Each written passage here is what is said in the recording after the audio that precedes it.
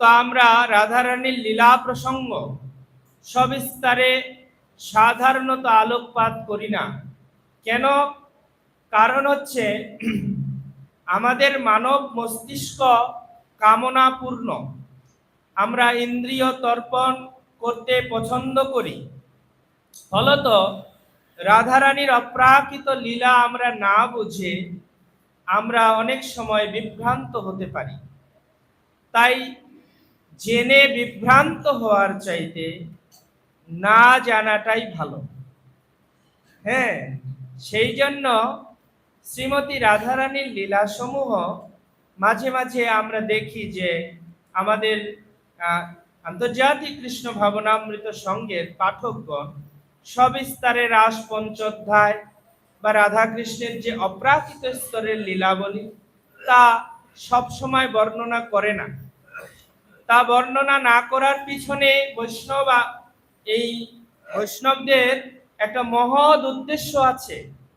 সেই মহৎ উদ্দেশ্যটা হচ্ছে এই, যদি আমরা এই রাধাকৃষ্ণের লীলা শুনতে শুনতে এটাকে প্রাকৃত জগতের যে প্রেম, প্রাকৃত জগতের যে ইন্দ্রিয় তর্পণ পরায়ণ মানুষের কামনা, সেই ধরনের বলে রাধাকৃষ্ণের অপ্রাকৃত লীলাকে বিবেচনা করি, তখন আমাদের ভগবত চরণে মহা অপরাধ সংঘটিত হয়।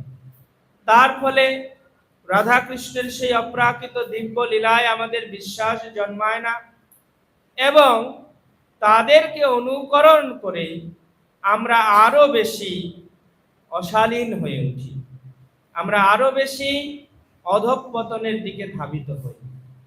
ভাগবত পাঠের উদ্দেশ্য হচ্ছে মানুষের চেতনাকে উন্নত করা, মানুষের জীবন প্রবৃত্তিকে পরিবর্তন করা, মানুষকে ধীরে ধীরে আনন্দের অভিমুখে যাত্রায় নিয়ে যাওয়া, মানুষকে তাদের জীবনের বাস্তবিক অবস্থা সম্পর্কে ধারণা প্রদান করা। কিন্তু সেই ভাগবত পাঠে যখন রাধাকৃষ্ণের দিব্যলীলা কোনো প্রকার তত্ত্ব আলোচনা ব্যতীত আলোচিত হয়, তখন মানুষ সেটার তাৎপর্য হৃদয়ঙ্গম করতে না পেরে তাদের অধঃপতিত হবার সুযোগ থাকে। তাই সেই অপ্রাকৃত লীলাবলী মাঝে মাঝে সবিস্তারে আলোচনা করা হয় না। কিন্তু তার মানে এই নয় যখন আমাদের চেতনা শুদ্ধ হবে, যখন আমাদের চেতনা নির্মল হবে, তখন আমরা সেই সমস্ত লীলা কথা শুনবো না। তার মানে এই নয়, আমরা অবশ্যই শুনব।